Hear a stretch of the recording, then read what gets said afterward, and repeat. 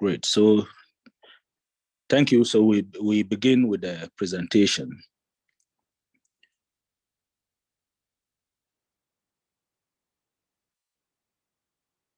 A couple of people who have joined in today will realize that the main things we are looking at to mark World Hepatitis Day, we're looking at hepatitis B and hepatitis C. Why?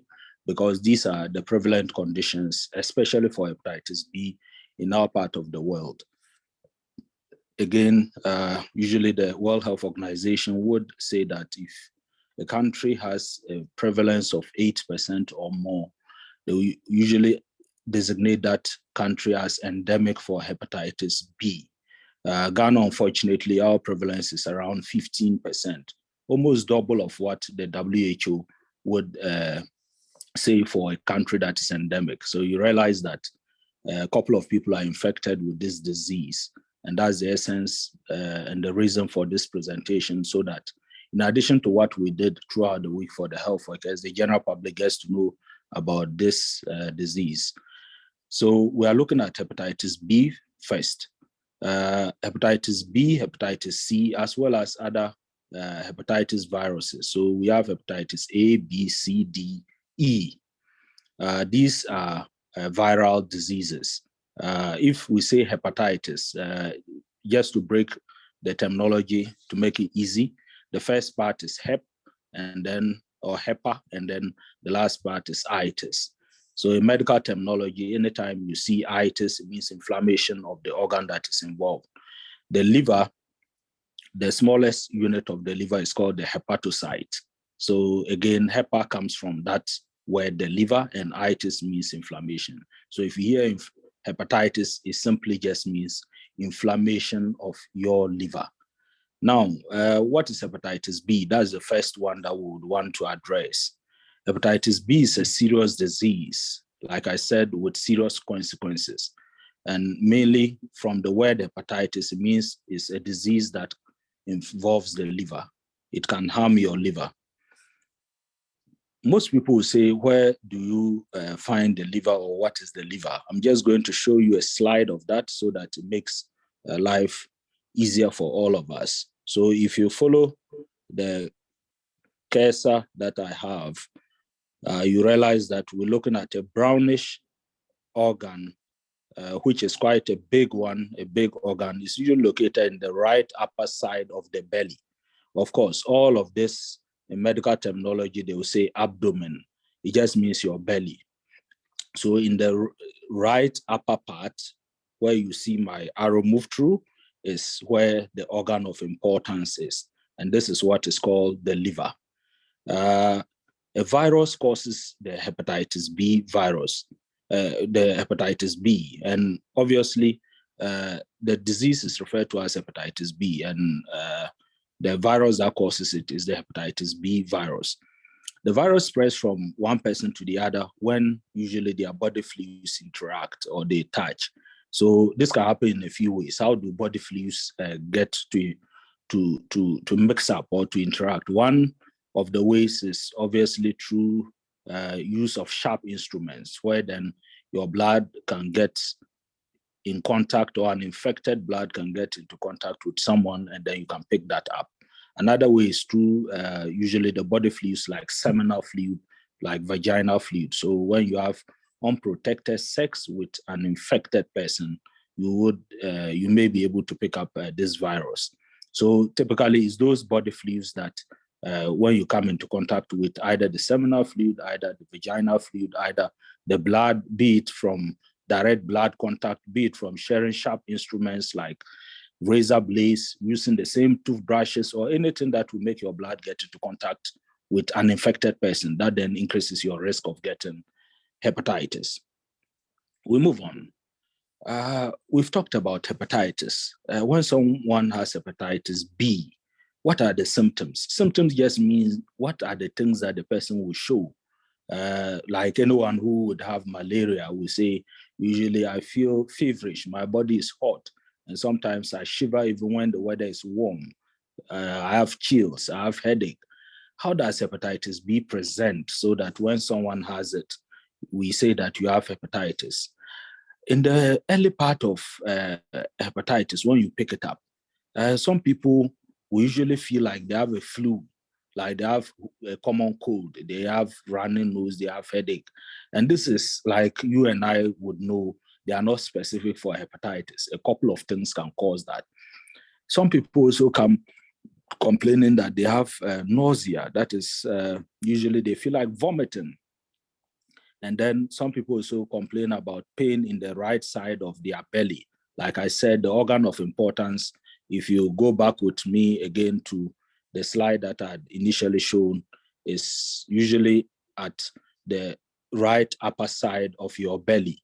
And so because that is where it is, when it gets inflamed, when it gets touched, you start to feel the pain there. And that is the reason why some people come saying that they have pain in the side of their belly. And then some people have yellowing of the eyes or even the skin for those people who are usually fair colored. This is called jaundice.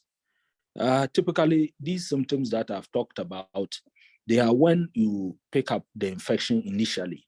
This is what we call acute hepatitis B, the early part of the infection when you pick it up. But these symptoms will usually get better and it can take some few weeks or months and then they go off.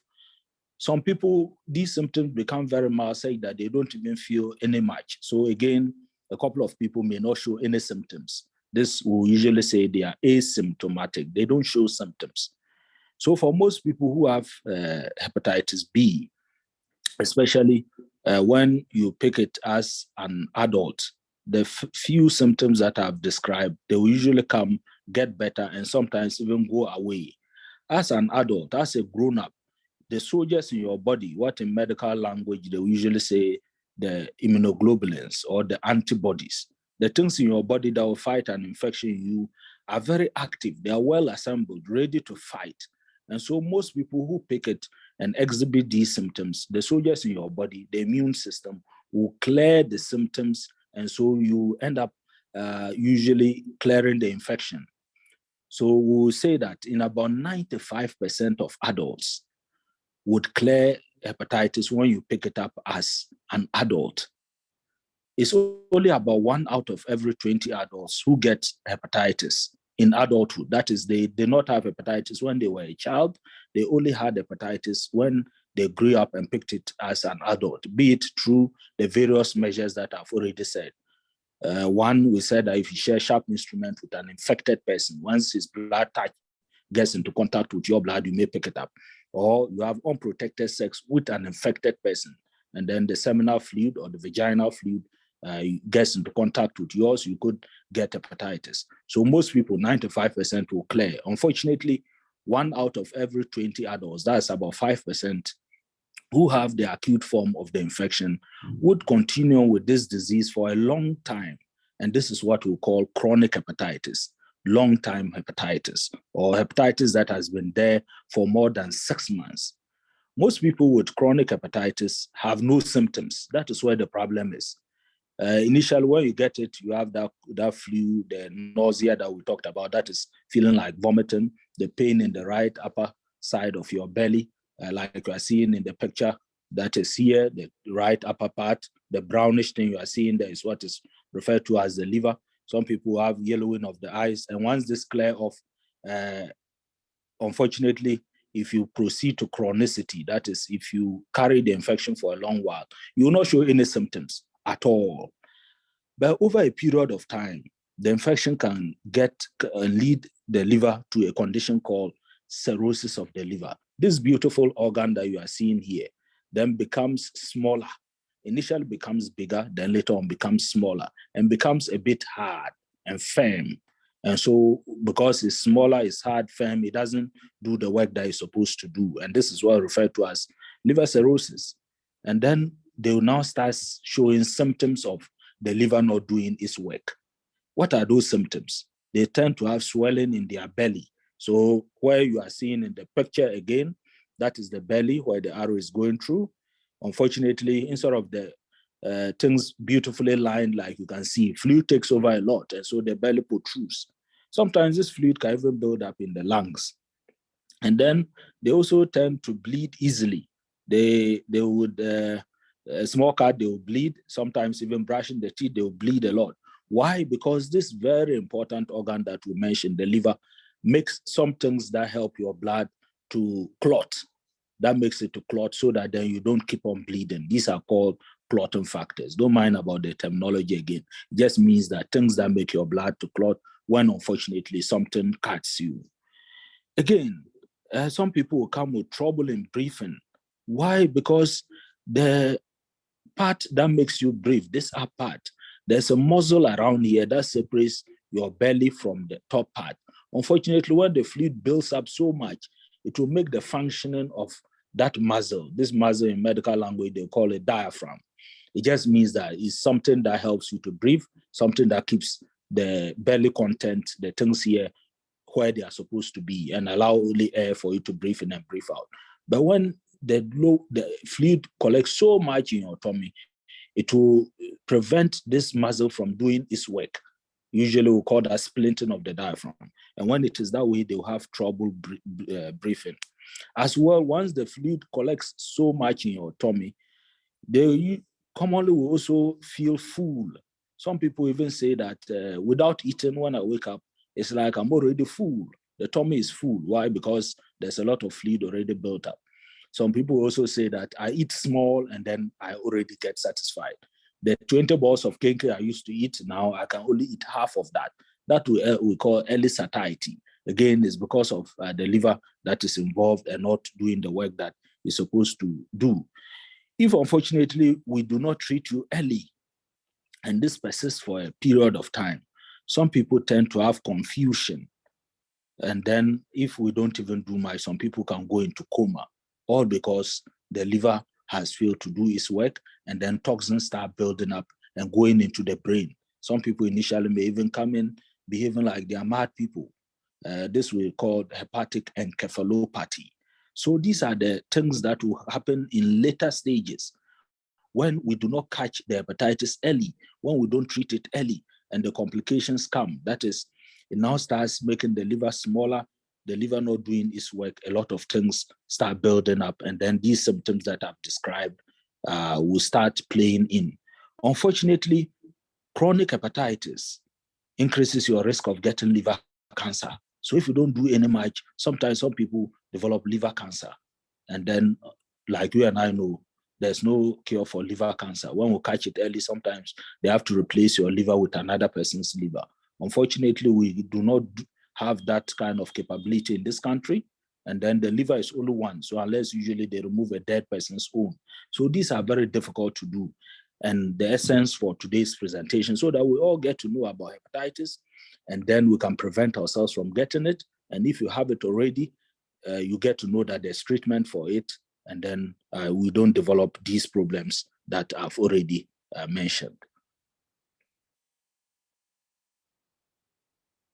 So we've talked about the symptoms of hepatitis B. We said a couple of people don't show symptoms. Early part, they show some symptoms of the acute stage of hepatitis.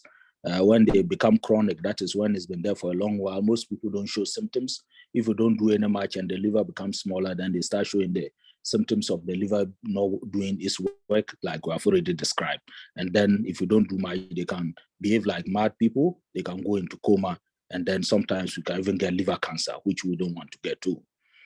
So a couple of people would say, how did I get the disease? How did I get hepatitis?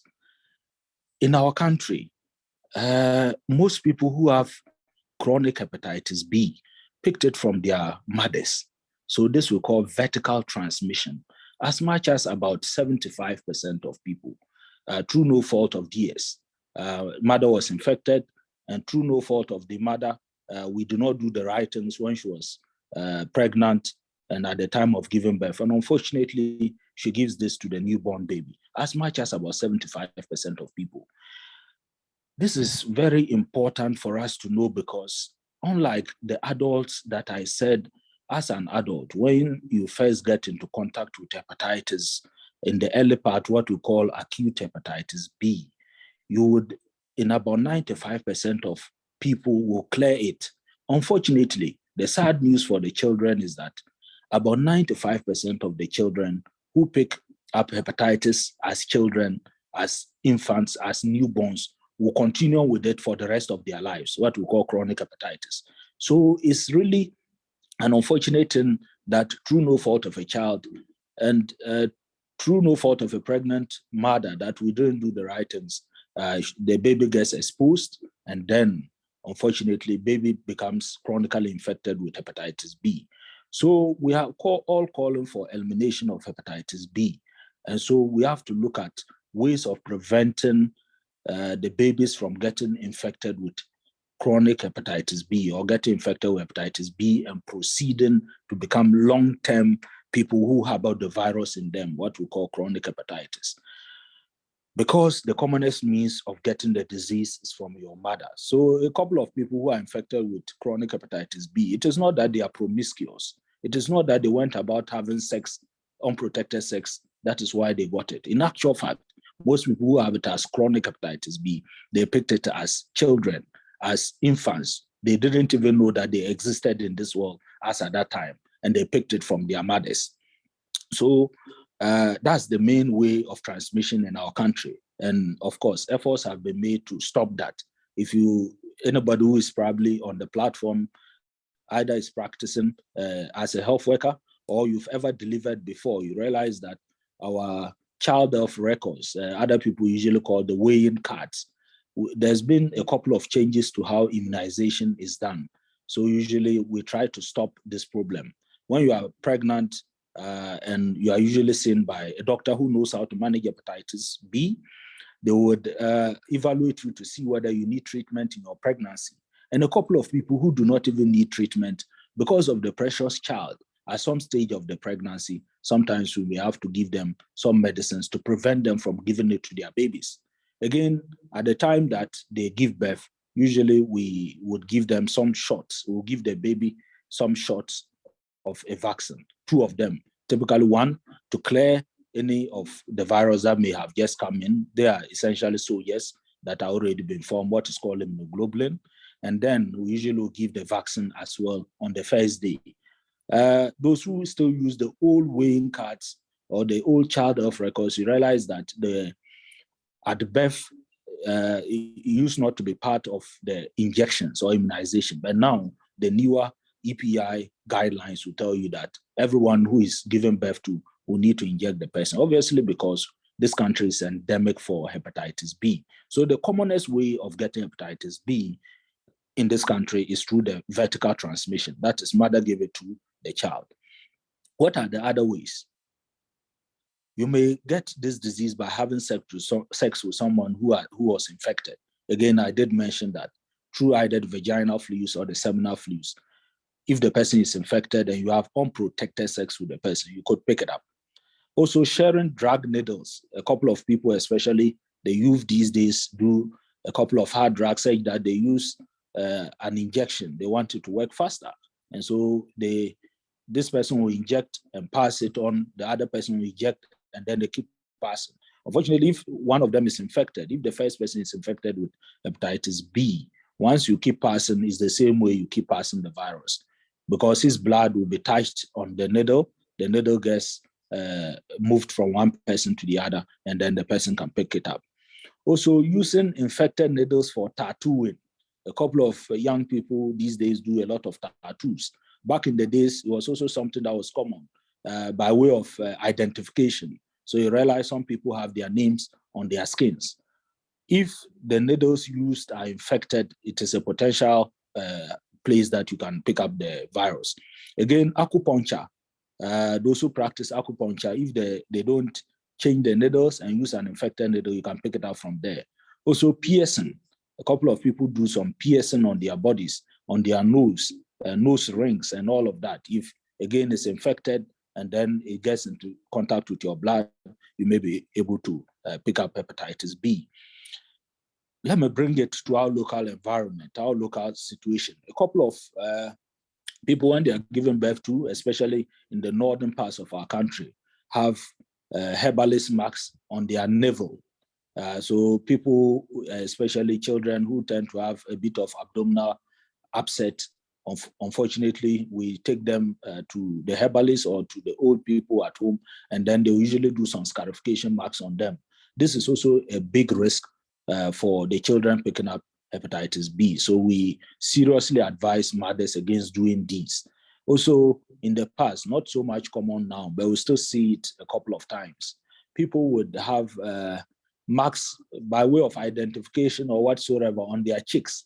Again, if you use an infected instrument to do this, the potential of picking up hepatitis B is there. So these are the couple of ways that people can pick up hepatitis. But like I said, in our country, the commonest is that a mother has the disease. And unfortunately, we didn't do the right things during the antenatal care as health workers to prevent this mother from giving it to the baby. And unfortunately, at delivery, the baby picks it up.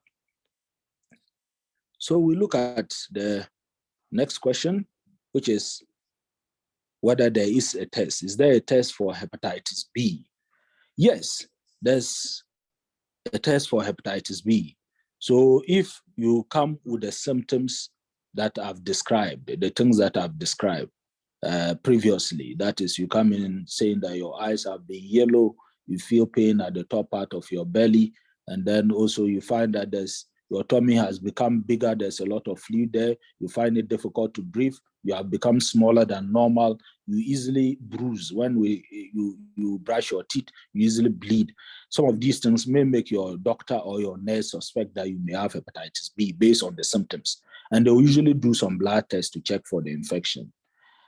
In Ghana, we will advise that you don't wait for these symptoms to have the test done.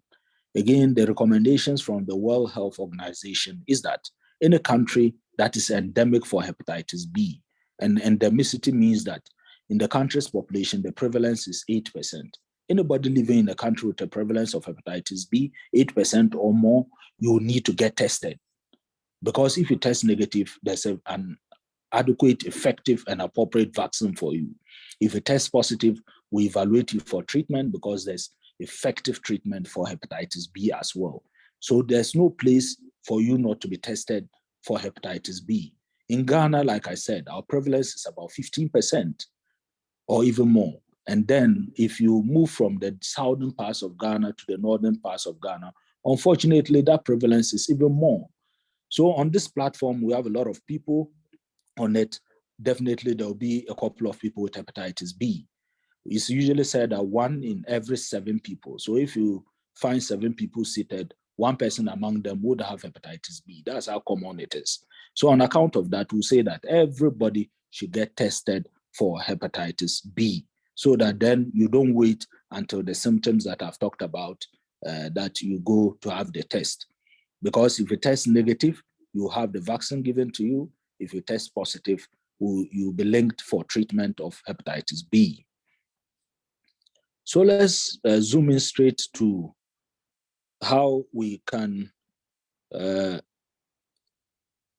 get hepatitis B treated. I think before how we can protect our liver, we should look at how we can get it treated. So like I told you, usually those who have the early part of the hepatitis in adults, what we call acute hepatitis, that is hepatitis that happened in less than 6 months. Typically, most people will get rid of the infection on their own. About 95% of adults. Unfortunately, if you're a child and you pick it up, 95% of the time, it means that it will be with you for the rest of your life. So those who pick it as adults, we do not do anything about it in the first 6 months because a couple of people will clear it by themselves. If unfortunately you go on to develop chronic hepatitis, meaning that the virus has not gone away after 6 months, we may evaluate you or your doctor might suggest you taking some medicine to clean off or clear off the virus. Those who are children, because almost all of them, when they pick it up, they'll continue to have it and then become chronically infected. That is, they have the infection for a long period of time. Typically, your doctor, once he evaluates you and says that you have chronic hepatitis, that means hepatitis has been there for more than 6 months in your system. They will do some few tests and then they may start you on treatment right away. And those who are not started on treatment right away, we are quick to say that we'll need to monitor you for some time and then see if you need to start the treatment. Usually, if we are not starting you on treatment, you need to have some regular blood tests. We'll look at how your liver is working from time to time. We'll look at how the virus is behaving and we'll look at your liver itself by doing an ultrasound scan to look at how it is and whether the virus is damaging your liver. And if you have new symptoms that are coming up, then sometimes we may have to start you on treatment as well. Now, this is where we need to be careful as the general public for us to know. So that for the treatment of hepatitis B, usually we give a medicine that fights the virus. This medicine is called an antiviral. It means the medicine would fight the virus to remove it. It is like setting a typical scenario where somebody has malaria. When you have malaria and you go to the hospital and they test you and you are positive for malaria, or they count the parasites and they find them, they would give you anti-malaria. Common ones are Lonat, Lofat, Malatu, Coatem, and all of that, the common brand names that you are aware of. In addition to that, sometimes they may give you some multivitamin to help you to be stronger. It is the same with hepatitis B. Once we evaluate you and we say that we need treatment, we give you antiviral to remove the virus. So it is not treatment of hepatitis B when you are unfortunately put on a liver supplement. This is where a lot of people have problems. Not to do a negative PR, but common names that come to people who are taking medicine include Le55, Livolin, Livomin, Heptovite, and all of that. They are just supplements. They are multivitamins for the liver. Just like when somebody has malaria and comes to the consulting room, we don't give you multivite and say you should go home. The multivite will treat your malaria. We give you anti-malaria, and on top of it, if you need multivitamin, we give you multivitamin. It is the same way with hepatitis B. We should not give you only Livomin, Livonin, Heptovite, or any of the liver supplements and let you go home. No, those are just supplements for the liver. They are not fighting the virus. They are not antivirals. So the prescribers who have joined us today, it is a call on you to do the right thing. It is not enough to put people on just antivirals. And like we usually say, if you are not very confident about managing it, dotted all over, you could refer to someone who has expertise in managing hepatitis B. We are not happy that we wait and then hepatitis B causes liver cancer, or it causes the liver to become smaller, what is referred to as cirrhosis, with all the complications. And sometimes people come in and we lose them. So please be aware and let your doctor be aware that if you are only on multivitamins, that is not treatment for hepatitis B. If you are only on liver supplements like Livolin, Livomin, Heptovite, and all of that, they are supplements. They help your liver, but they are not treating the hepatitis B. Then we look at how one can protect the liver if you have chronic hepatitis B. So medicines are not enough. It is not only medicines.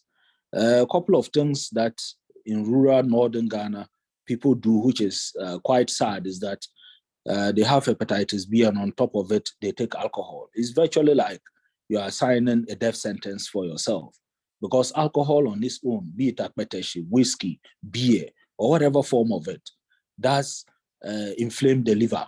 So on its own, alcohol can cause alcoholic liver disease. So now if you add alcohol to your hepatitis B, it's virtually like you are fighting the liver left, right, back, center, and a liver like that cannot survive.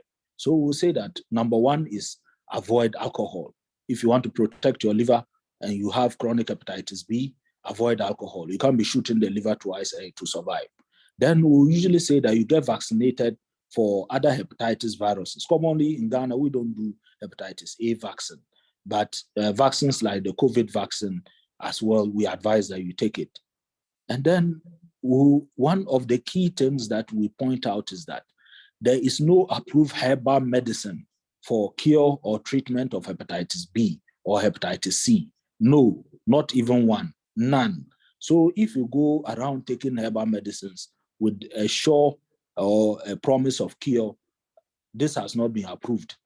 And the sad thing is that a couple of the herbal medicines are made backyard. That is, somebody sits in his house and make them, and they are not approved by the Food and Drugs Authority. The risk of taking these is that a couple of them have toxins to the liver, what we call hepatotoxins.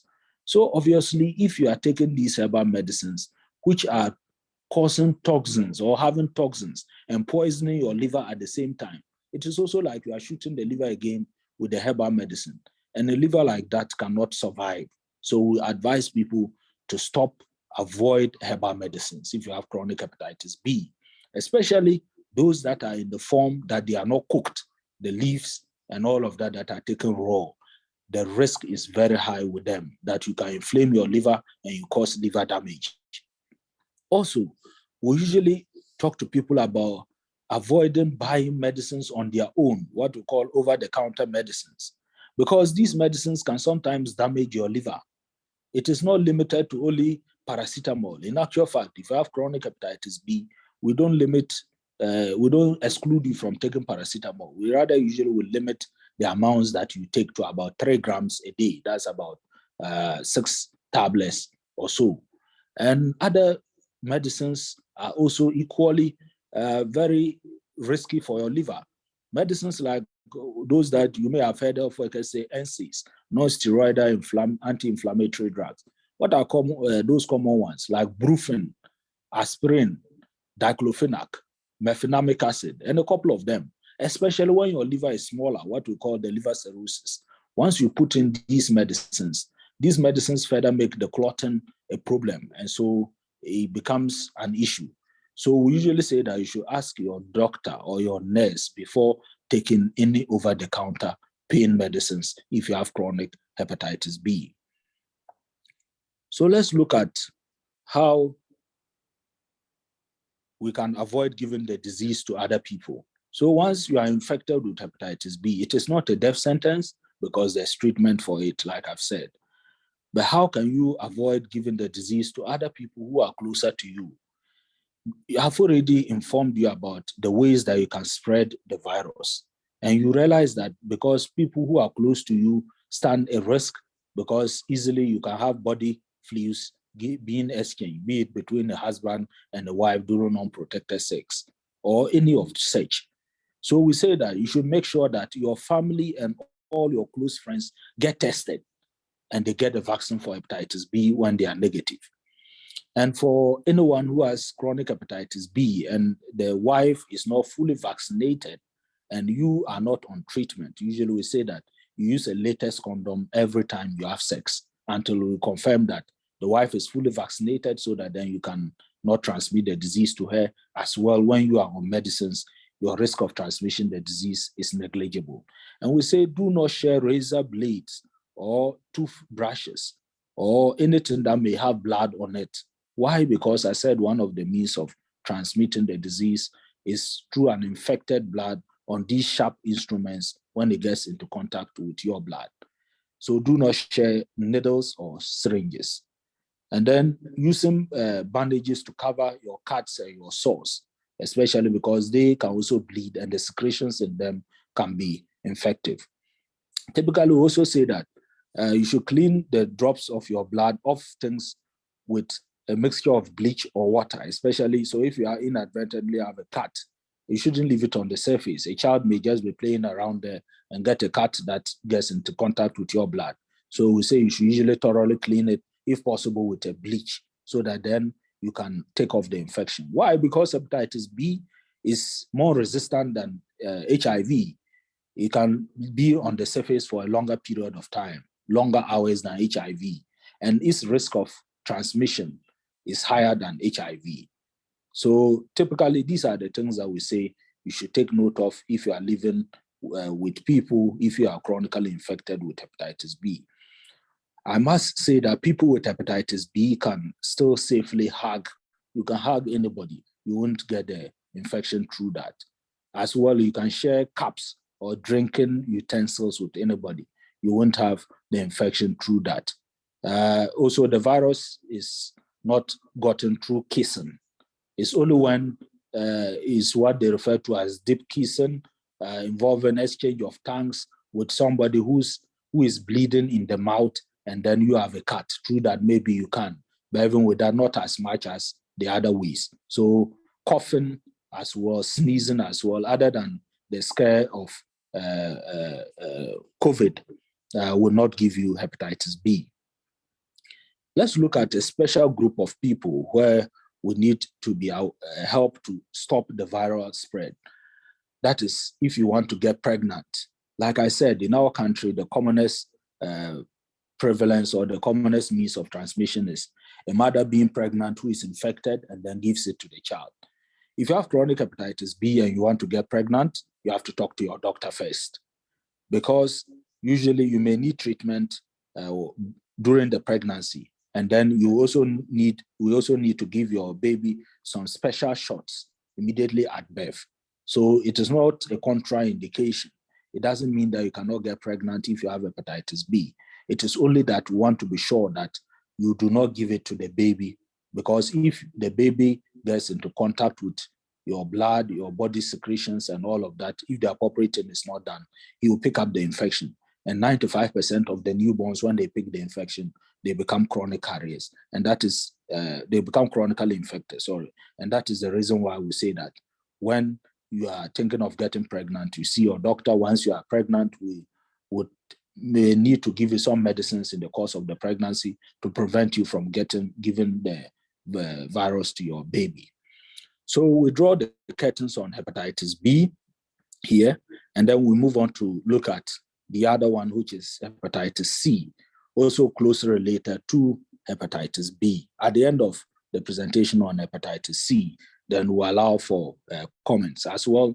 Like I said, if you want to make use of the chat box in putting your question there, your comment or your suggestion, so that you don't forget about it, you are free to do this. At the end of it, we'll look at all of that, and then we'll be able to have a discussion around it. So what is hepatitis C? It is just like what I spoke about with regards to hepatitis B. Hepatitis C is also a disease that harms the liver. And the liver, like I told you, is that brown organ that I showed. Even on this slide as well, this is the liver you are seeing there. And typically it will spread from person to person through contact with blood. And the same ways that I've mentioned for hepatitis B, you can also get same for hepatitis C. Commonly, this is not so much of a bigger problem as compared to hepatitis B in our country, but obviously it is still a problem because a couple of people also have hepatitis C. So let's look at the symptoms of hepatitis C. So what are the symptoms of hepatitis C? Most people who have hepatitis C, just like hepatitis B that I mentioned, they don't show symptoms at all in the early parts. And when the symptoms come, some of the people will complain that they easily feel tired, they don't feel hungry, lack of hunger. Sometimes they find some nausea, they have some joint pains, and some people would have some weight loss. That's the typical things that people would describe. But these, like you and I know, are not specific to hepatitis C. So anybody who has malaria can feel this way. Anybody who has typhoid can feel this way. Anybody who even has probably a respiratory tract infection like a pneumonia can feel tired, can feel nausea, can feel some pain in the joint. So these are not specific to hepatitis C. In most cases, hepatitis C, once you pick it up, it will last for years. So if you are an adult and you pick it up, the likelihood of clearing it is not as much as the B, like I've said. And once it lasts for years, it can lead to the liver getting smaller or getting scarred, what we call the cirrhosis, like I've already explained previously. And many people with cirrhosis will have no symptoms initially. But once the symptoms occur, it means that the liver is no more doing its work. It's become smaller. And what are they? They are those that are described for hepatitis B. They would include swelling in your belly and sometimes in your legs and fluid in your lungs, which is not supposed to be. The lungs are where you breathe in air and breathe out air. And so if you find fluid there, it becomes a problem. And like I already said, they may also easily bleed. They brush their teeth, they find a lot of blood comes out. And then there may be trouble taking breath, like I already explained the reason for it. And then some people have yellowing of their eyes. And then sometimes also will have the yellowing on their skin, what we call jaundice, like I've already said. If nothing is done about it, just like for hepatitis B, the symptoms that we talked about, some people would easily get aggressive, get confused, and if we don't do any much, they may go into coma. So hepatic encephalopathy, like I've already described. These are some of the symptoms they may have.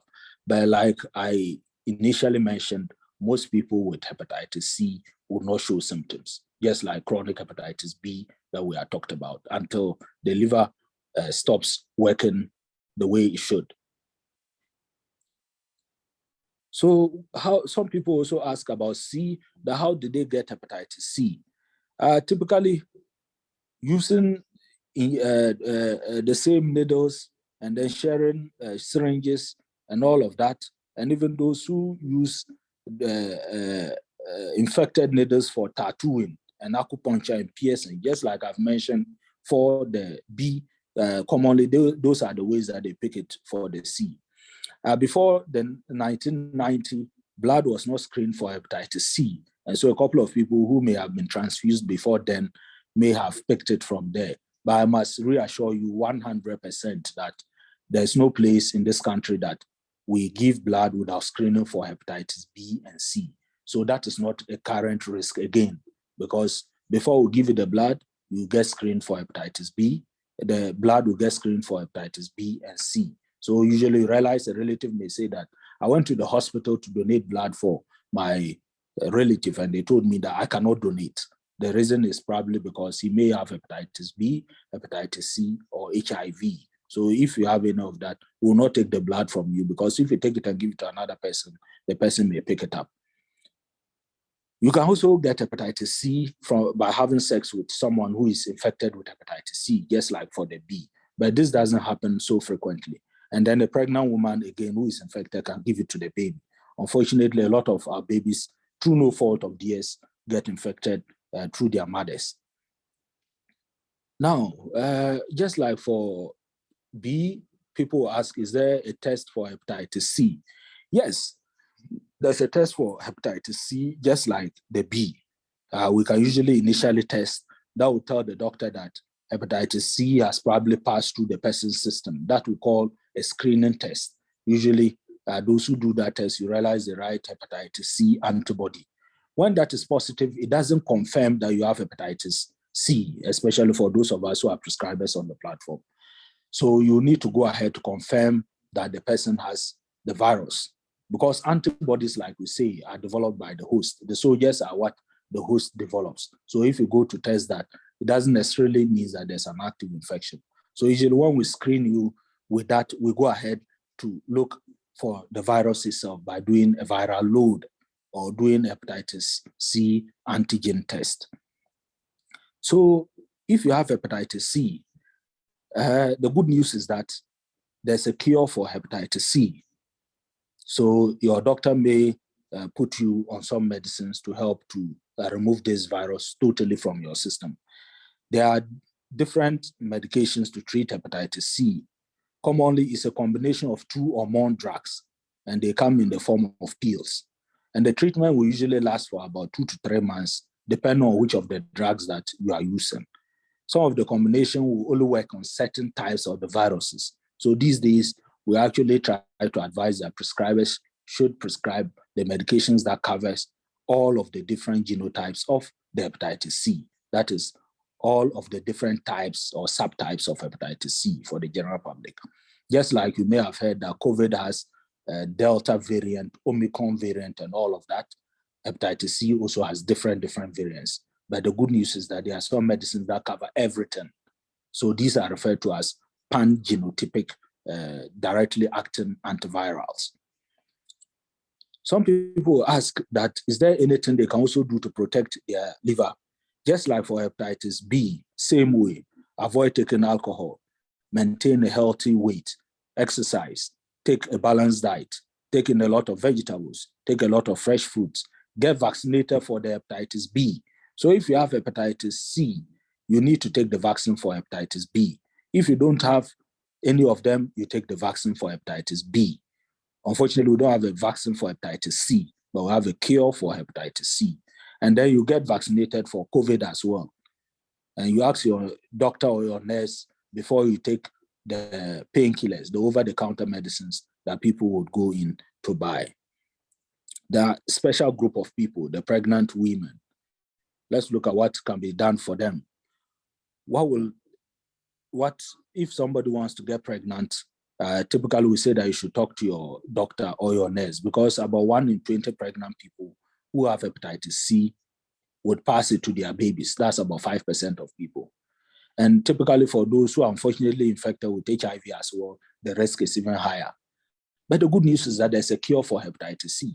So there's no way that we should allow you to have complications of the disease or even continue with the disease until you get pregnant before we look at ways of sorting it out and stand the risk of passing it on to your baby. So we need to have you on treatment. And then people will ask that, what would their life be like? So many people with hepatitis C typically will live a normal life. And like I said, the treatment cures the disease in almost all the cases. So if you have hepatitis C, you will get evaluated and then we offer you the cure. It's just that unfortunately, this is not covered by the National Insurance Scheme. So a couple of people will have to pay out of pocket. And the medications are quite pricey for the average Ghanaian. But there are programs that are being put in place to help, especially those who are in the rural areas, to be able to have access to these medications. I joined the national stakeholders meeting, and I was told that the Egyptian government is looking at donating about 50,000 medications for treating hepatitis C to the country. I'm sure once that comes in, it should be able to help a lot of the poor people who cannot get treated for it. Other than that, for now, if you test positive and we confirm that you have it, and we'll do the viral load, typically we would write the medicines for you, and then you may need to buy those and take for about 3 months. At the end of the 3 months, we'll evaluate you to see whether the virus has been cleared as well. If you have hepatitis C, it is safe to hug another person. You can't give it to the person through hugging. It is safe to touch another person, but you can spread the infection through unprotected sex. It is safe to use the same spoon or cup and eat from the same bowl with the person. When you cough or sneeze, other than maybe transmitting COVID, you don't stand the risk of giving hepatitis C to anybody when you do that. And it is safe to breastfeed as well, because the virus in it is not in much to be able to give to the baby. So these are the things that we should be well aware of by way of hepatitis B and hepatitis C. So I would end here by thanking you all for joining us, and then we'll look at the questions that are in the chat box, and then afterwards, if you have one, you could electronically raise up your hand and we'll address such. So I would start reading the questions that have been put in the chat box, and we'll sort out that. At the end of that, in the next 10 minutes, we'll then open the floor for you to electronically raise up your hand, and then you'll be unmuted to go ahead with your question, your suggestion, your contribution, or whatever comment you want to make. Thank you very much for joining us, and God bless you. So the first is from Emmanuel Seusu. Please, can you permit us to record? Yes, definitely. And this is actually being recorded so that then at a later time, if your network probably misbehaved or you were able to join, we'll share this on our social media handle, and then you can easily listen to it. Please, your slide is not changing. Oh, I hope that was sorted out. Then Emmanuel said, okay, so someone mentioned that I've been diagnosed since 2016. So obviously I cannot mention the person's name, but I've not been put on medication. I've been asked to run blood tests since then, and it sometimes scares me that I'm not under medication. So yes, like we said, I don't know whether it is for hepatitis B or hepatitis C that you were diagnosed of. So it's difficult to be able to say, but I'll address for both scenarios. So if it is hepatitis C, definitely there's a cure for it. So we don't just do blood tests and then not put you on medication. But if it is hepatitis B, usually we would evaluate you to see whether the virus is causing any damage in you, in your liver, and then also look at how much the viral load is and several other parameters, and then decide whether you need treatment or not. Typically, if we don't put you on treatment, we usually put you on monitoring. So every 3 to 6 months, we will monitor you. So obviously, if you follow this protocol, there is nothing to be afraid of. Because before any change that will happen, we'll be able to pick it up and be able to treat you. Then Abotiko says, is it also, sorry if I got your name wrong, is it also possible to take her B in barbering shops, especially with not well sterilizing barbering machines. Yes, please. So definitely, if that's how come we advise that all those who are in the barbering shops should sterilize their machines very well. Because if you barber and then it gets cut and blood gets into contact with any of the sharp instruments they use in the barbering saloon, and it is not well sterilized, and unfortunately that blood was infected, and you also get a cut and the blood gets contaminated, you pick it up. How long will one need to be treated for hepatitis B? So for the time duration for the treatment, like the Holy Book will usually say, everybody's fearfully and wonderfully made. So it's difficult to say human beings are not machines. So we can't say that there's a fixed time for it.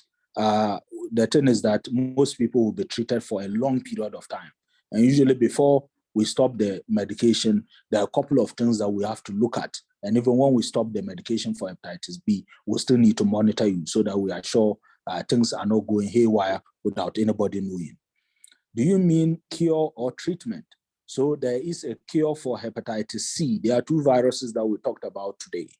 Hepatitis B, there's treatment for hepatitis B, and there is a cure for hepatitis C. I hope that answers the question. Next one is there a possibility that chronic hepatitis B patient will not be able to infect others, maybe because of the viral load or something?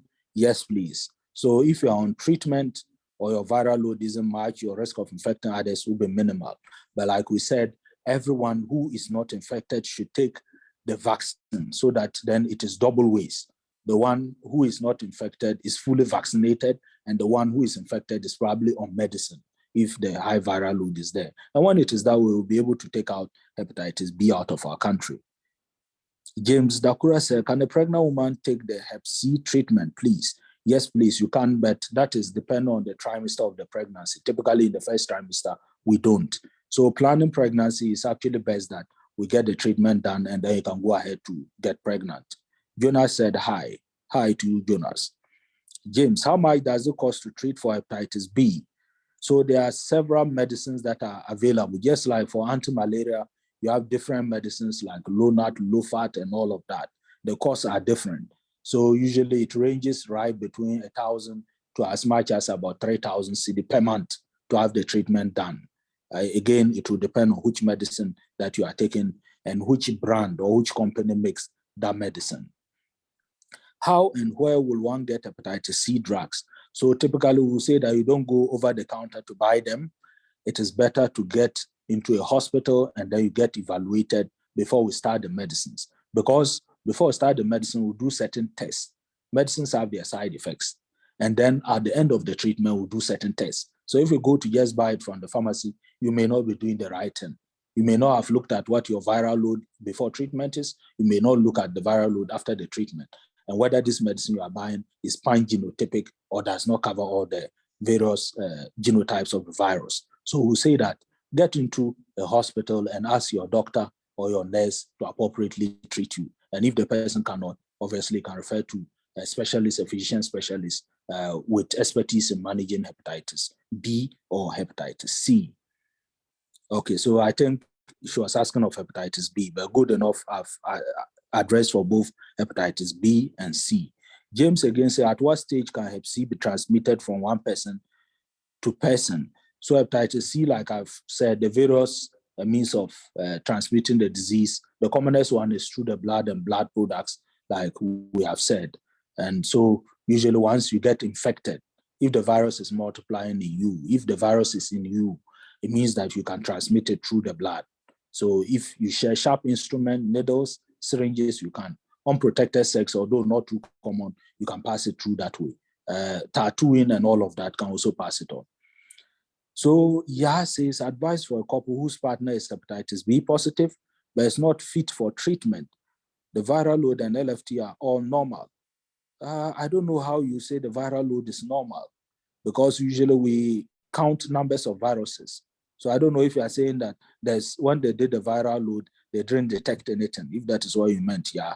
Otherwise, in viral load, you don't interpret it as normal or abnormal. And the LFT says is normal. I guess we are talking about the ALT, because that is what we use for hepatitis.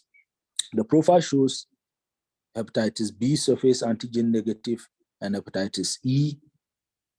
I don't know if it's the E antigen you're talking about. Yeah, you may need to get it clear, and then I guess you are probably a health worker, and then it will be good. Maybe you can directly get into contact so that then we can talk a bit about the technical language rather than for the general public, which may not be so much beneficial to them. Moses says that, hi, doctor, I just joined the meeting. Okay, so there'll be a recording available for you as well. AG says, good evening. Thanks for the nice presentation. Please, if you could highlight the vaccination schedule for hepatitis B, especially those who took only 2 vaccines and skipped the schedule. So the schedule says that for you to be fully vaccinated, you need 3 shots, 3 doses, separated by a month's interval. So if you take 2, may not be enough. If you want to confirm how much of the titers you've developed, you can do what we call an antibody titer, and you'll be able to know. Otherwise, we usually advise that then you complete the series of the vaccine so that then you know that you are fully vaccinated. So in terms of the schedule that you've asked for, is 3 shots separated by a month's interval, 3 of them, not 1, not 2, 3 of them. And then Agana says, our colleagues who smoke, can they transmit a B or C by sharing their half pieces of cigarette to their colleagues? They are sharing the pieces. Thank you, doctor. Okay, so usually we say that we actually advise everybody not to smoke. And so we look at smoking cessation programs because that doesn't help. If you have hepatitis B and you smoke, your risk of liver cancer is about 10 times. If you have hepatitis C and you smoke, it also puts you at a risk of liver cancer 10 times. So if you have hepatitis B or C, we say that you should not smoke. In actual fact, healthy living, we don't advise smoking. Now, about sharing the cigarette, that may not necessarily give them hepatitis B or C because, like we said, it's through blood and blood products. It's not through smoke. But unless there's blood on the cigarette filter or wherever that is touching the various mouths, and then the next person also has a cut, which is so far-fetched to do, but it's not something that cannot happen. Vitalis Tunde says, infant take hepatitis B vaccine at birth. Do they need a booster dose later in life? If yes, when? Yes, so it is not only the vaccine at birth. The protocol is just that we've added the vaccine at birth, but you still follow the EPI protocol.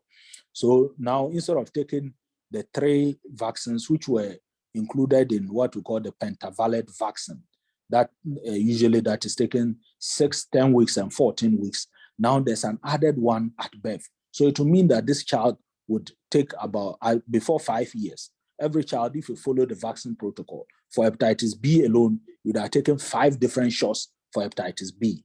1 at birth, another at 6 weeks as part of the pentavalent vaccine, another at 10 weeks as part of the pentavalent vaccine, another at 14 weeks as part of the pentavalent vaccine.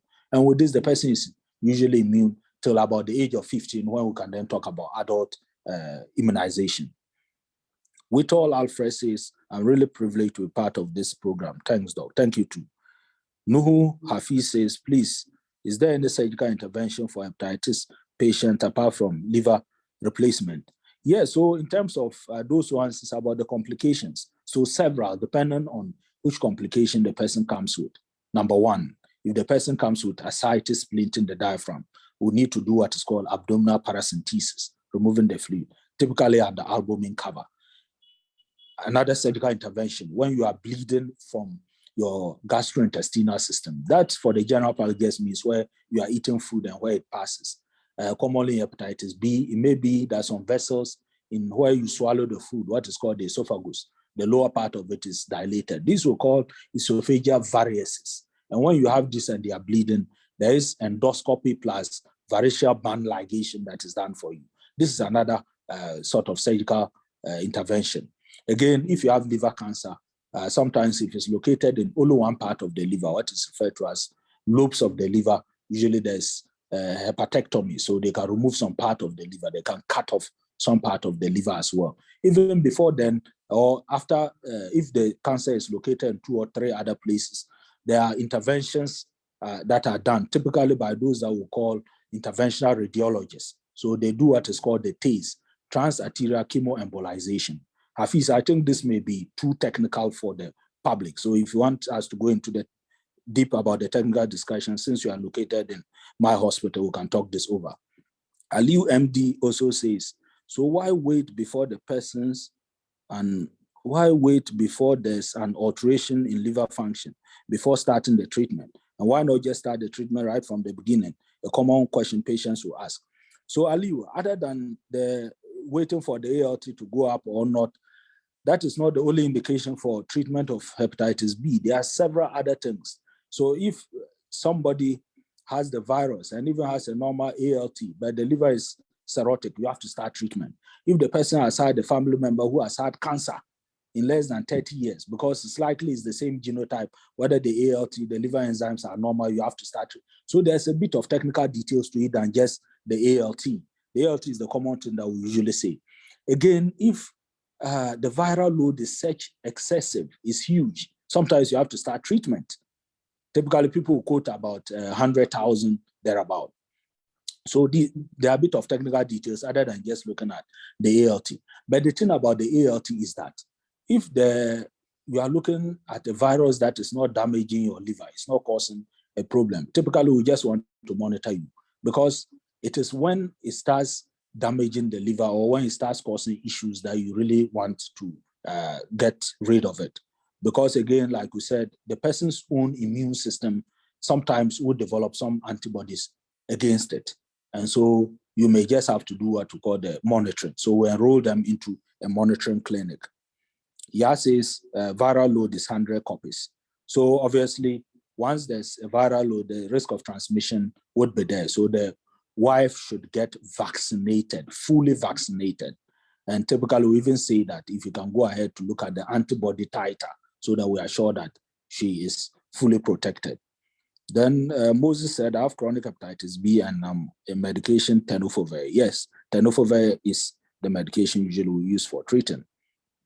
They come in different forms, tenofovir alafenamide, tenofovir disoproxil fumarate. So it may be one of those that you are taking. Aboticheko says, what are the consequences if you start a treatment of hepatitis B but couldn't complete it? You need to be evaluated so that we see if there's a complication that may have developed. AG says, Abdul Ganiu. Yeah, thank you.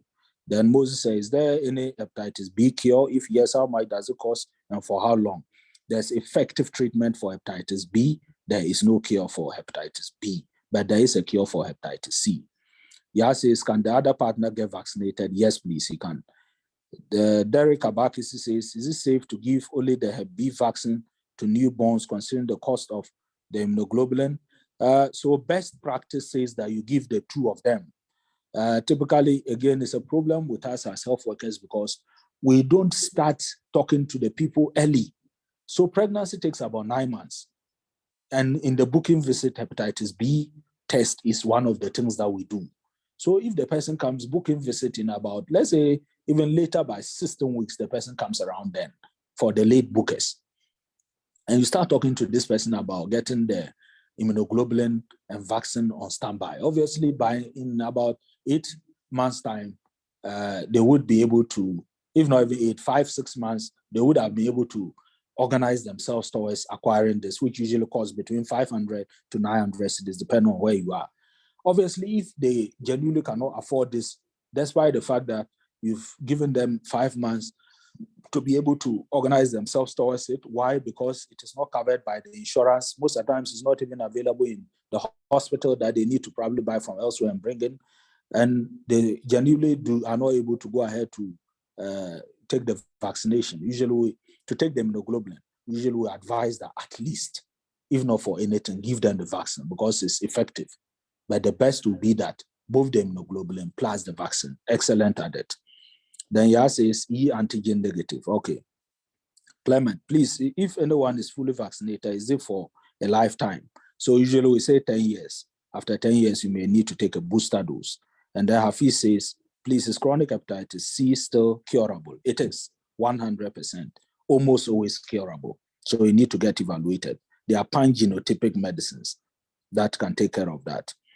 Please leave your contact for me. I want to communicate with you after this meeting. So if you see the flyer that we circulated around, he has my contact as well. Hi, this is Lieutenant Justice Kuranwa Military Barracks. Can Hep B and Hep C manage at same time? Yeah, so I'm sure Hep B, Hep C co-infection, what we call co-infection. So yes, we treat them at the same time. We manage them at the same time. So we do this. We call it co-infection. The same with HIV plus any of those viruses as well. Mami says, please, when should one take the booster vaccine after full vaccination? Typically, it's recommended about 10 years. So these are the questions. I've exhausted all the questions in the chat box, and I'm sure we'll be able to do justice to the presentation. So now, for the next few minutes, if you have any question that you would want to ask or suggestion or add, comment, correction to be made or any of that, you could kindly put up your hand and then you go ahead with your, I would unmute you and then you go ahead. I already see that about Chenko's hand is up. So please go ahead. Unmute yourself. Okay, so thank you very much, Doc. It's about Cheko Evans, your brother. Yes. Great. I actually, I asked the question whether there were consequences if you are unable to complete, let's say you started a treatment and maybe you've run out of funds and you couldn't complete. Some people hold a view that you may have rather more consequences if you have not even started at all. I mean, if you have not started at all, it may have been better than starting and stopping halfway. I don't know how true that is. Okay, thank you very much. So great question, because it's just like asking about treating halfway through malaria. The thing about viruses is that they undergo mutation and they mutate at a very fast rate, like the way you'd have heard about regards COVID. So once you start the treatment and then you don't do the right thing, obviously you stand the risk of getting mutant viruses. And the more mutations you have, the more difficult it is for antivirals to be able to work against it. And that is why people would have told you that it is better that you take your time and initiate the treatment well, rather than doing the 1 month, 2 months, you are done, and then you say you cannot continue. The risk of mutations would be high. Any other question, please? You could electronically raise up your hand. I would unmute you,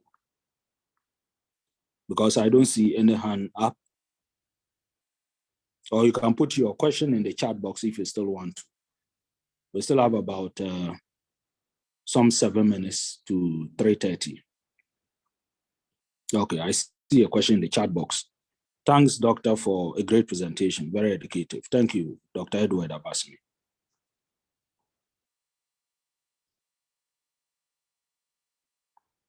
If you have any question, you could electronically raise up your hand or put it in the chat box so that then we can address this.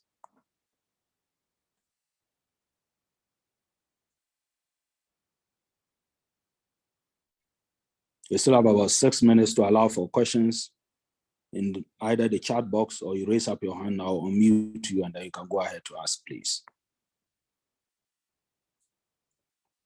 Okay, something came up in the chat box.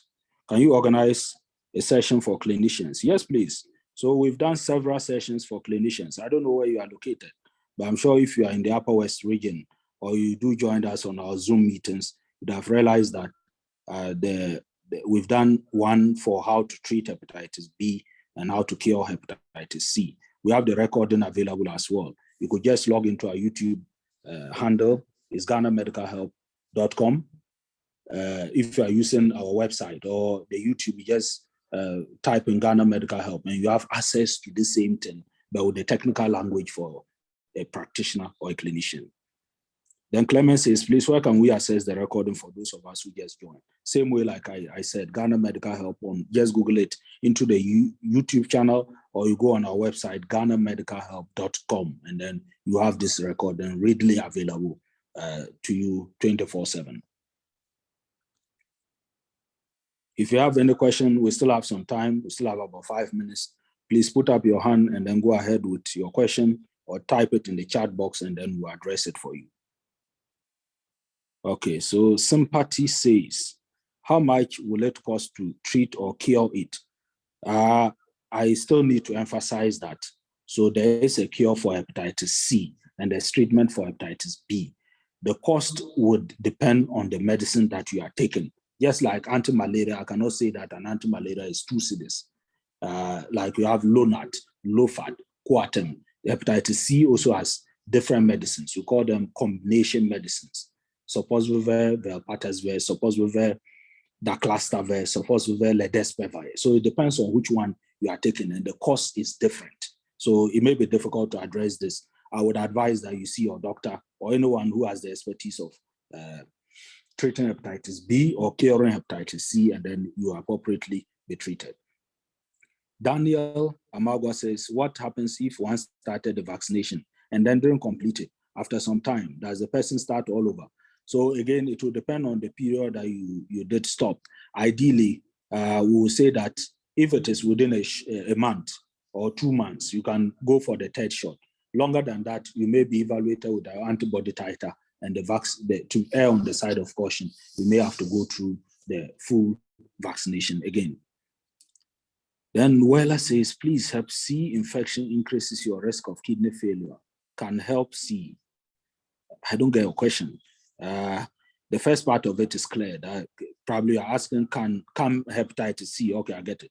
Can hepatitis C infection increase your risk of kidney failure? Yes, please. So both hepatitis B and C can have what we call extrahepatic manifestations. One of the unfortunate organs they can hit on is the kidney.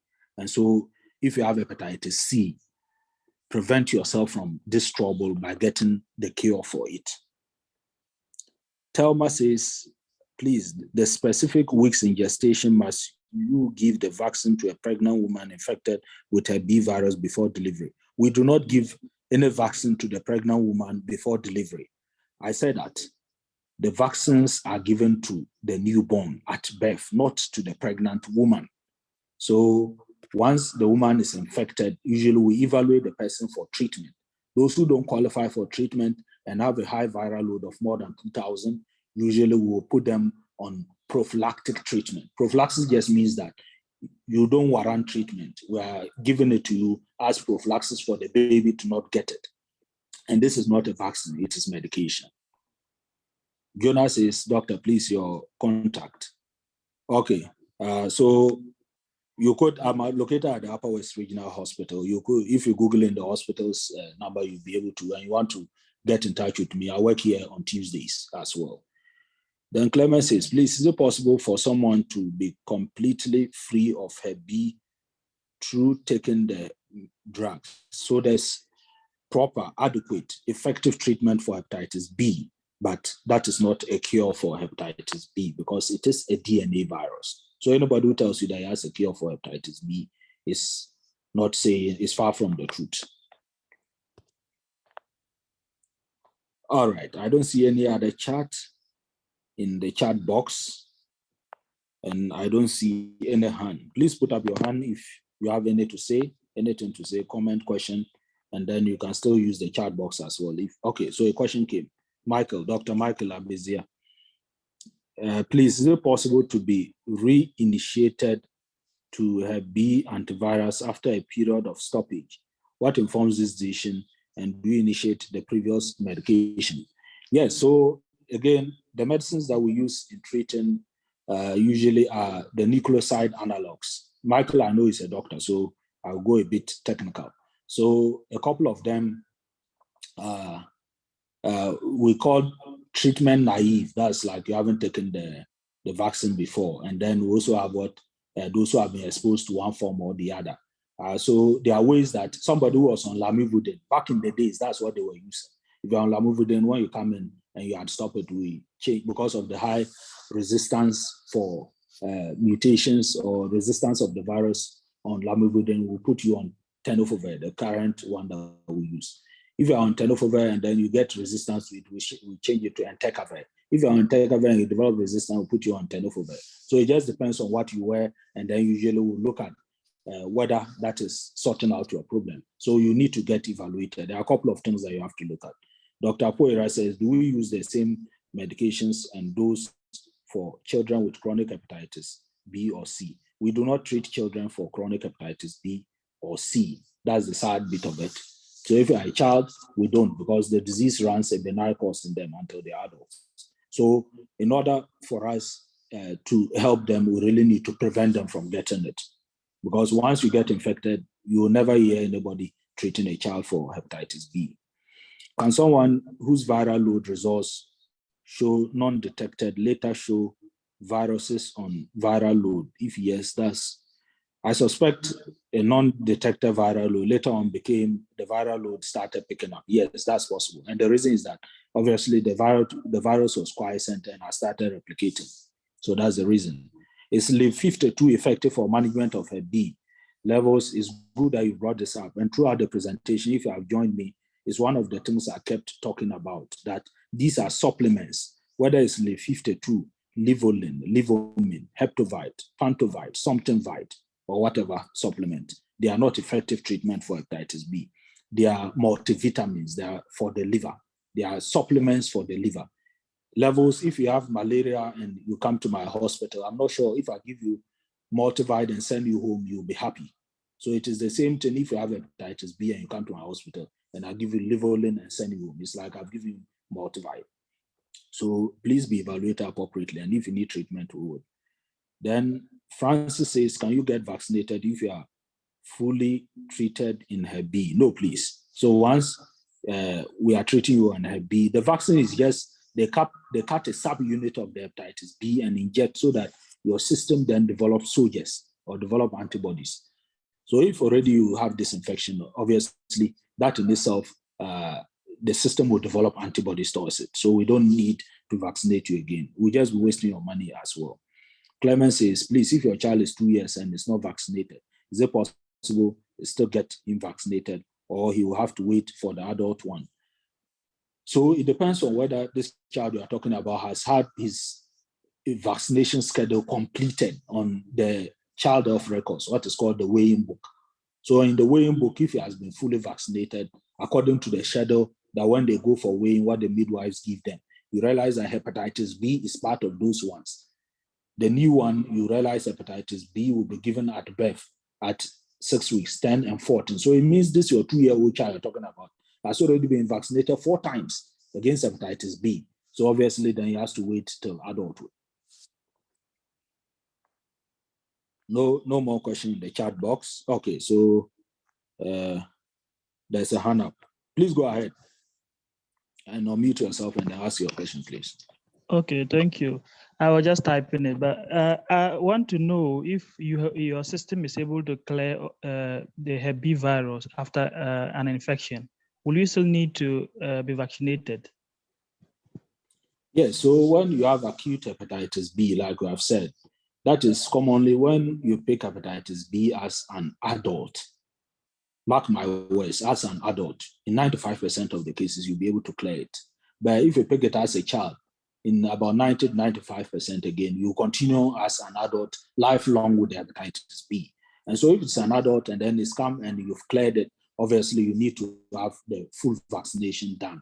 But if it is that you have chronic hepatitis B, that means hepatitis B in you more than 6 months, or you pick it as a child, obviously it would mean that you would need to be evaluated for treatment and the vaccine will not be effective in you. So if it is acute and gone, you can have the vaccine. If it is hepatitis B in you more than 6 months, what we call a chronic hepatitis B, you don't need a vaccine. Great one. So Evan says, good afternoon, Doc. Great presentation. What is decompensated chronic liver disease? And what's the prognosis for patients who, for some reason, arrive at the hospital in this state? Thanks. So, of course, there are several causes of liver problems, including viral hepatitis. Today, what we have just looked at is about hepatitis B and C because they are the commonest. There are several other things that can cause a chronic liver disease. To the general public, like I said, chronic just means that the thing has been there in you for more than 6 months. In addition to hepatitis B, other things can also cause chronic liver disease, like alcoholic liver disease, like your liver developing fat on it, what is called non-alcoholic fatty liver disease or hepatic steatosis or any of that.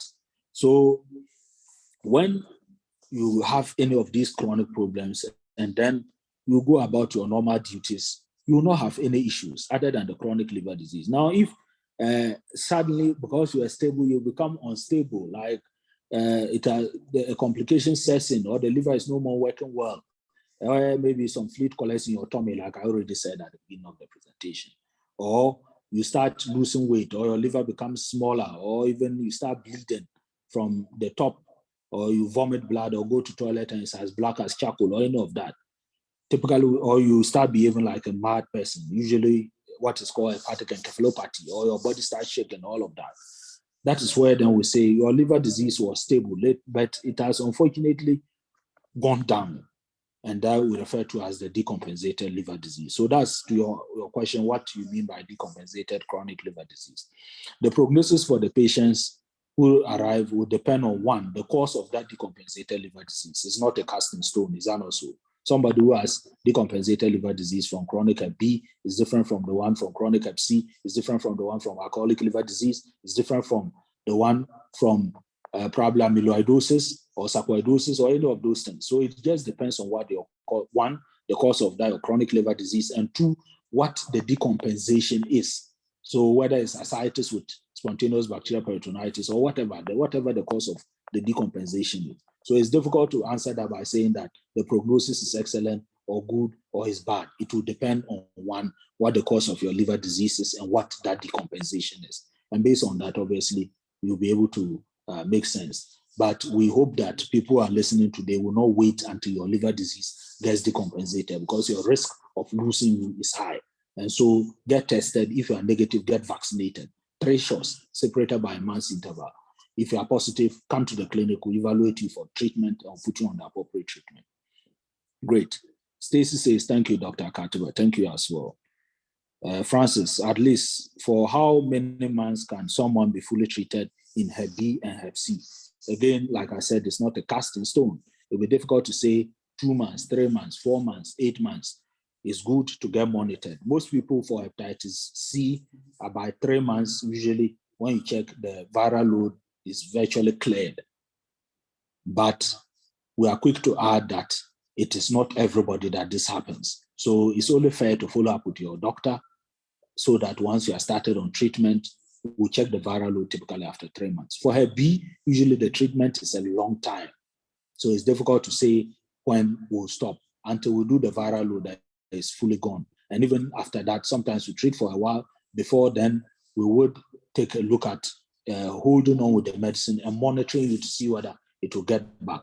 So it's not as easy as just saying 2 months, 3 months, or any of that. Please see your doctor and let him do the right thing for you. I don't see any hand up. If you have any question that you want to ask, please raise your hands electronically, and then you'll be unmuted, or you can put it in the chat box. Otherwise, I think in the next 5 minutes, we will bring down the curtains on this program. Questions in the chat box? I don't see any. You can raise up your hand if you have any question, then I'll unmute you to talk as well. We have just about 5 minutes and then we are out of here. Okay, so a question in the chat box. Doc, if somebody has started with vaccine and lost track, when he has taken it, will he start all over? If you lost track, it will be good if you can search for that your yellow card. Usually they write them on it. But if you cannot find it and you don't know how many shots that you have taken, better to err on the side of caution. Go for the 3 shots again, separated by a month's interval, and you are good to go. No hand up. Okay, there's one in the chat box. Bridget says that how long does the viral load, I'm sure you meant viral load, take to grow for Hep B? So viruses, usually we don't grow. It's not like the blood culture and sensitivity for bacteria that we grow for them. This usually once they take your blood sample, we are looking at how many viruses are there. So that is what we call the viral load. They count per mil of blood. So typically, it's just the fact that the test is commonly not done here.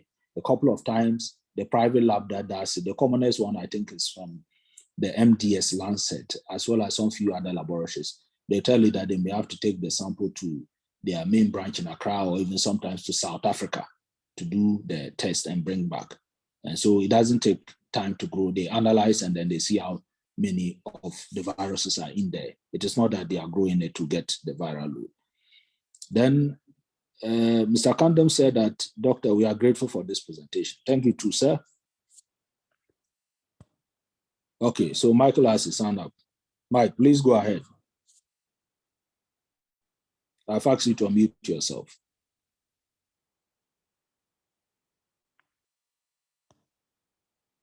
Okay, whilst we are waiting for Michael to unmute himself, Dr. Salam asks, what is the timeline for the administration of Hep B immunoglobulin to neonates born to Hep B positive mothers? ASAP, after delivery. The earlier, the better. Less than 24 hours. We are happy. As soon as after delivery. Because once, like you and I know, Dr. Salam, the immunoglobulin is to mop up any of the viruses that are there. And so within the first 24 hours, it would be great to have this shot taken as early as possible. Okay, Michael, you can go ahead. Okay.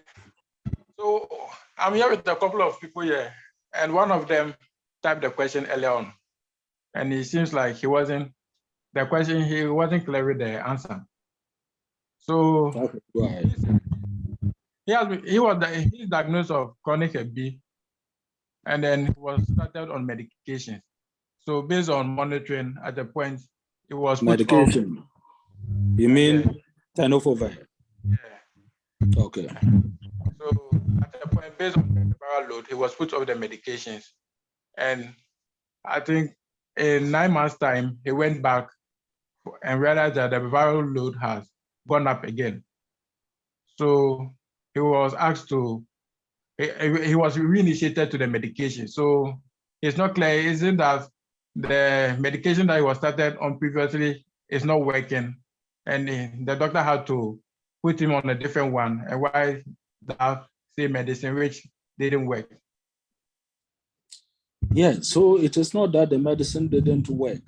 I'm not sure, maybe they explained to him, or maybe he didn't get the explanation right. Hepatitis B has treatment, it doesn't have a cure. And usually when we treat, there's what is called sustained virological response. So that the first problem with the treatment, I don't want to fault the doctor who did, I don't know how it was done, but the first issue with that was that usually 12 weeks after stopping the medication, we would evaluate your viral load. And so we don't wait till 9 months. So if you have what we call SVR, that's sustained virological response, 12 weeks after, you don't find a 1 log increase in the viral load. So I cannot, it will be difficult to say because I'm not the one managing him. And what I would say is that obviously for everybody who has hepatitis B and we treat, even when your viral load is negligible, we don't tell you that we have cured you. And the risk of the virus starting to multiply again is there. It is a DNA virus. And so when it is that way, we restart you on the treatment. We don't wait till 9 months to confirm the SVR. It is 12 weeks. And so it is not that the medicine didn't work. The medicine is supposed to clear the virus, but it is a DNA. It will be in your system for the rest of your life. So when we clear it, now they're even talking about ways of treating till you lose the surface antigen. So there's a bit of technical details in this. And obviously, if your doctor is not a gastroenterologist, even for me, there are certain times that I treat somebody and I find that there are certain gray areas that I don't understand. I'll refer you to see a gastroenterologist because nobody is a jug of all, is that not so? So obviously, I would say that if he has issues, he should ask his doctor to refer him to see a specialist or a gastroenterologist, and then this can be appropriately addressed rather than pontificating reasons for why the virus started multiplying or the reason why it wasn't done at 3 months. This is what I will add in.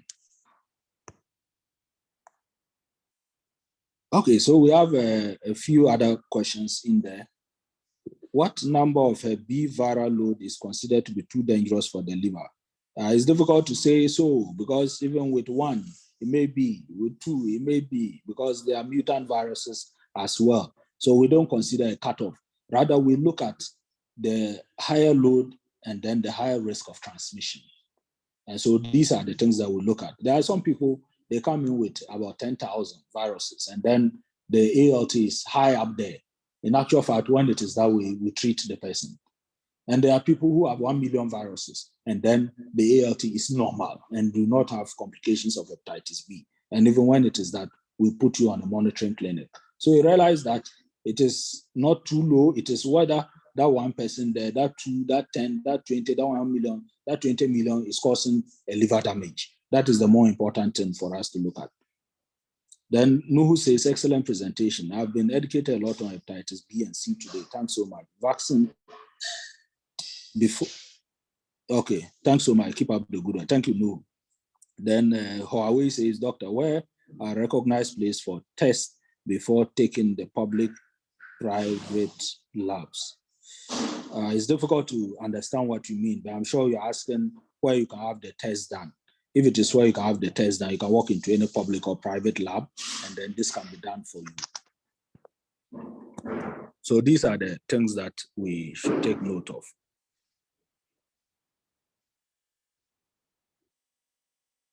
All right. So I guess this has been a good presentation. It's taken us about 2 hours to do this. And I'm grateful, especially for those who joined. As early as about 1:30 when I started this, I think some people joined.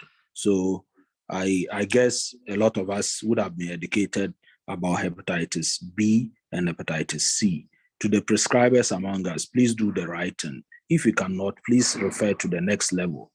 The good thing is that even in, I think the Upper East and Upper West, they are physician specialists. I'm in the West, Emmanuel is in the East, as well as in Northern region and all over. So if you have difficulties, please don't wait for the cancer to come. Don't wait for that liver to become cirrhotic with decompensation. If you just cannot, please refer to the appropriate person, and then they can sort this person out. Once the patient is usually stable, we'll refer the person back to you. It helps a lot. Thank you very much for joining us today. And then we hope that we've learned one thing or the next. Like I said, the presentation is recorded and it will be available on the social media handle, Ghana Medical Help on YouTube, and then on our website as well. You can access this and listen to it at your own convenience as well. And then if you need it as well, you can then have send me a message via WhatsApp or any of that, I'll forward it to you. But I'm sure it's definitely available through any of the handles that I've mentioned. I don't see any other hand up. I'm sure we are good to go. All right, so all the best and please take care of yourselves. Thank you for joining us once again. Bye-bye.